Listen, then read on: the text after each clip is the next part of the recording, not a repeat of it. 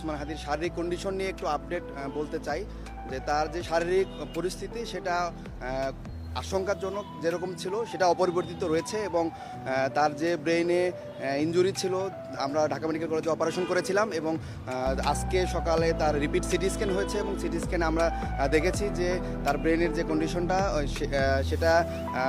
অপরিবর্তিত রয়েছে এবং সেই পরিস্থিতি যে ব্রেনের স্টেমে যে ইনজুরিটা ছিল সেটা মারাত্মকভাবে ক্ষতিগ্রস্ত হয়েছে এবং ব্রেনে ইস্কেমিয়া আমরা দেখেছি যে অক্সিজেন স্বল্পতা যেটা আমরা লক্ষ্য করেছিলাম সেটা আরও প্রমিনেন্ট হয়েছে এবং ব্রেনের যে বিভিন্ন জায়গাতে তার ম্যাসিভ ব্লাড ট্রান্সফিউশনের জন্য 6 ব্যাগ ব্লাড এবং 5 ব্যাগ ফ্রেশ ফ্রোজেন প্লাজমা পেয়েছে। সেটার ইফেক্টে ডিসেমিনেটেড ইন্টারভাস্কুলার যে কোয়াগুলেশন হয়েছিল সেটা এখন ম্যানেজেবল কন্ডিশনে আছে, কিন্তু সেটার কারণে ব্রেনের যে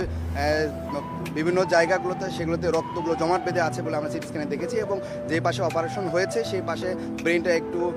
চাপ দিয়ে ওই পাশে ঠেলে দিচ্ছে এরকম করে আমরা পরিলক্ষিত করেছি এবং ব্রেনের পাশাপাশি তার কিডনি অপারেশনের মধ্যে এবং অপারেশনের আগে খুব ফাংশনিং ছিল না, সেটা ফিরে এসেছে এবং সেটার ইউরিন আউটপুট এখনও কন্টিনিউ আছে এবং 4 লিটার ইউরিন আউটপুট সেই হিসেবে ফ্লুইড ব্যালেন্স থেকে শুরু করে তার নর্মাল কিডনি ফাংশনিং চলছে এবং লাইফ সাপোর্টে তার ফুসফুসের যে কন্ডিশন ছিল সেটা অপরিবর্তিত রয়েছে। ড্রেনে কিছু কালেকশন থাকার কারণে ড্রেন টিউবটাও অপরিবর্তিতভাবে রাখা হয়েছে এবং তার যে আদার অর্গানগুলো সেগুলো লাইফ সাপোর্টের মধ্যে দিয়ে কন্টিনিউ করা হচ্ছে। এখন আপনারা দেশবাসী সবাই তার জন্য দোয়া করবেন এবং আমরা বলতে চাই যে এই যে তাকে হেডশুট করা হলো এবং সেটা আমরা দেখেছি যে আমি একজন সার্জন হিসেবে বলতে চাই খুব এক্সপার্ট হ্যান্ডে এই হেডশুটটা করা হয়েছে, কারণ তাকে যেই জায়গা দিয়ে ডান পাশ দিয়ে গুলি করা হয়েছে টেম্পোরাল বোন ভেদ করে একদম ব্রেনের যে মেইন অংশ ব্রেন স্টেম যেটাতে হৃদযন্ত্র এবং শ্বাস প্রশ্বাস সেন্টার থাকে ঠিক সেই সেন্টারের সামনে দিয়ে সার্কেল অফ উইলিস যেখানে সবচেয়ে বেশি রক্তনালীগুলো থাকে ওই রক্তনালীর সামনে দিয়ে একদম এফোর ওপর হয়ে গিয়েছে। তার মানে খুব এক্সপার্ট হ্যান্ড ছাড়া এরকম এবং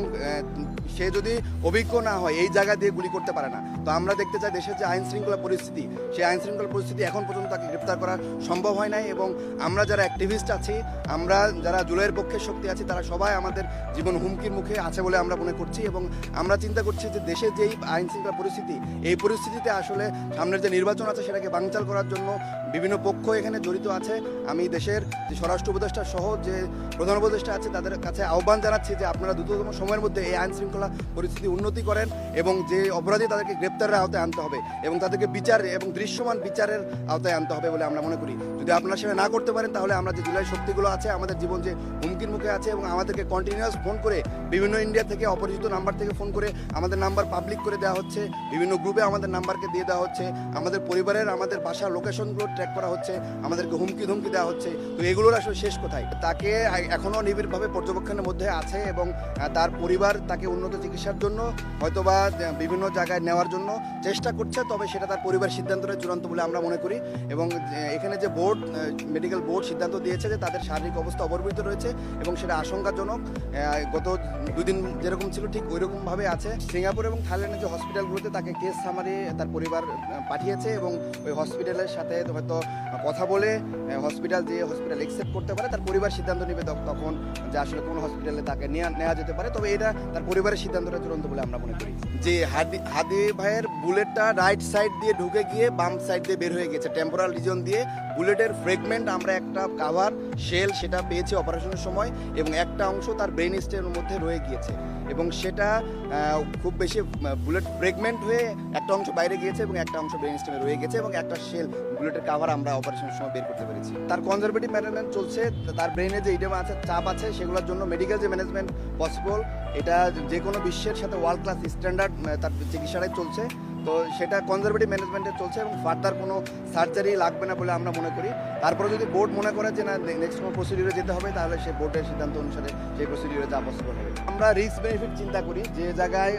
গুলিটা আটকায় আছে সেটা খুবই ডিপ সিটেড এবং ওইখানে একদম ব্রেনের যে রক্তনালীগুলো আছে ঠিক রক্তনালীর সামনে অনেকগুলো রক্তনালী সেখানে একসাথে সার্কেল অফ উইলিস বলি আমরা, সেখানে আটকায় আছে। তো আমরা মনে করি যে ব্রেনের যে আমরা অপারেশনটা করেছি মূলত ব্রেনটাকে স্পেস দেওয়ার জন্য অপারেশনটা করেছি। মাথার হাড্ডির যে খুলিটা বাম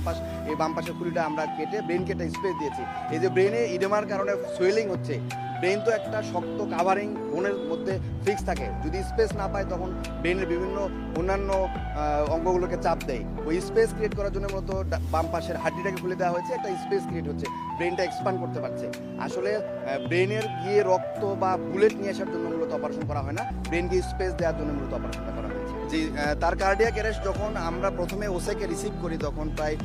2:20 বা 2:30 মতো বাজে, তখনই সে কার্ডিয়াক অ্যারেস্ট হিসেবে আমাদের এখানে আসে। তখন তাকে 5 সাইকেল সিপিআর দেওয়া হয় এবং সিপিআর দেওয়ার পরে তখন আবার সে কামব্যাক করে এবং তারপর থেকেই সে নরেড্রেনাল ওষুধের সাপোর্টে সে লাইফ কন্টিনিউ করছে, তার হার্টবিটটা কন্টিনিউ করছে। এখনও নরেড চলছে, তবে প্রথমে শুরুতে যেরকম নরেড বেশি মাত্রায় পাচ্ছিল এখন সেটা কমিয়ে আসছে এবং অল্প পরিমাণ নরেডে সে রেসপন্স করছে এবং তার পালস এবং বিপি এখন পর্যন্ত